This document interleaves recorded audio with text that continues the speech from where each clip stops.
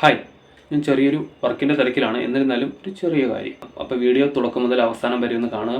കണ്ടിട്ട് നിങ്ങളുടെ അഭിപ്രായങ്ങൾ കമൻ്റായിട്ട് എന്നെ അറിയിക്കുക. ഞാൻ അതിന് റിപ്ലൈ തരുന്നതായിരിക്കും. പൊതുസമൂഹത്തിൽ വെച്ച് ഒരു സെക്ഷൽ അബ്യൂസ് ഉണ്ടായെങ്കിൽ നിങ്ങൾ വീഡിയോ എടുത്തോളൂ. ബസ്സിലാണെങ്കിൽ അത് കണ്ടക്ടറെ അറിയിക്കുക, കണ്ടക്ടർ പോലീസ് സ്റ്റേഷനെ അറിയിക്കുന്നതായിരിക്കും. അപ്പോൾ നിയമപരമായിട്ട് മുന്നോട്ട് പോകുമ്പോൾ എന്താണെന്ന് വെച്ച് കഴിഞ്ഞാൽ അത് തെളിഞ്ഞു കഴിഞ്ഞാൽ ചെയ്ത കുറ്റവാളിക്ക് തക്കതായ ശിക്ഷ ലഭിക്കും. അല്ലാതെ വീഡിയോ എടുത്തിട്ട് നേരെ വീട്ടിൽ ചെന്ന് കുറേ ബീജുവും കയറ്റി ബാക്ക്ഗ്രൗണ്ട് മ്യൂസിക്കൊക്കെ ഇട്ട് ഇൻസ്റ്റാഗ്രാമിൽ ഫേസ്ബുക്കിലും യൂട്യൂബിലൊക്കെ അപ്ലോഡ് ചെയ്യുമ്പോൾ കുറേ കമൻ്റ് ഇടുന്നവരുണ്ടാവും, ഫോളോവേഴ്സ് കൂടാം, ഏണിങ്സ് കൂടാം. പക്ഷേ അവരല്ല നിയമം നടപ്പാക്കുന്നത്.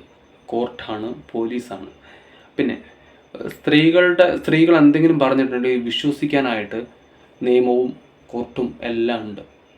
പുരുഷന്മാർക്ക് സംരക്ഷണമില്ലാത്ത ഒരു കാലഘട്ടമാണെന്ന്. സത്യമല്ലേ? ആണെന്നുള്ളവർ ജസ്റ്റ് ഒന്ന് നിങ്ങളുടെ അഭിപ്രായങ്ങൾ ഷെയർ ചെയ്യുക. കാരണം എനിക്ക് ഇതുപോലൊരു അനുഭവം ഉണ്ടായിട്ടുണ്ട്. അതുകൊണ്ടാണ് ഞാൻ ഈ കാര്യം ഷെയർ ചെയ്യുന്നത്.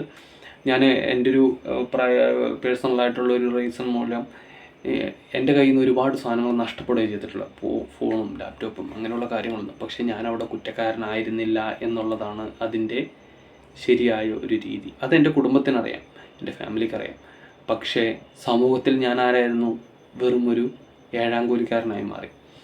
അപ്പോൾ അതുപോലെ ഞാൻ അന്ന് സൂസൈഡ് അറ്റംപ്റ്റ് ഒന്നും ചെയ്തിട്ടില്ല, ചെയ്യാൻ താല്പര്യമില്ല. കാരണം എൻ്റെ ഒരു മനോധൈര്യമാണ് ഞാൻ ഇതുവരെ മുന്നോട്ട് പോയിക്കൊണ്ടിരിക്കുന്നതും.